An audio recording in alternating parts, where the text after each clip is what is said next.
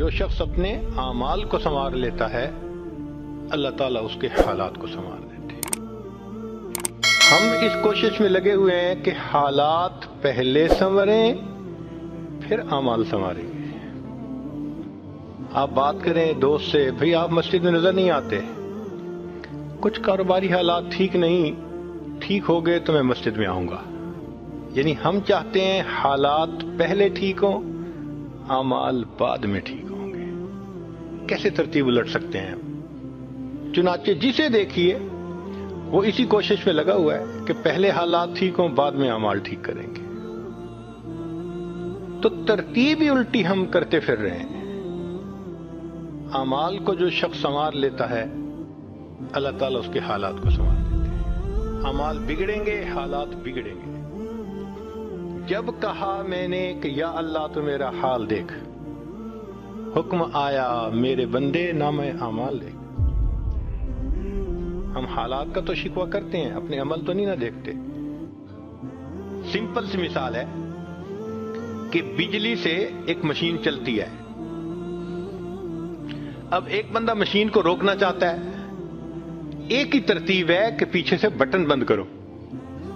آپ بٹن بند نہیں کریں گے، ہاتھ سے مشین کو پکڑ کے روکنے کی کوشش کریں گے، ہاتھ کٹوا بیٹھیں گے۔ سارا دن زور آزمائی کریں گے، مشین کہاں رکے گی؟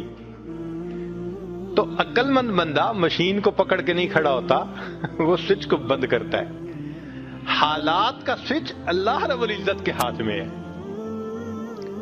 تو ادھر رجوع کرنے کی بجائے کہ اللہ حالات کو ٹھیک کر دیجئے، ہم حالات کی مشین کے ساتھ کشتی کر رہے ہیں۔ کون ہمیں عقل مند کہے؟ تو پہلی بات، جو شخص اپنے اعمال کو ٹھیک کر لیتا ہے اللہ رب العزت اس کے حالات کو ٹھیک کر دیتے ہیں۔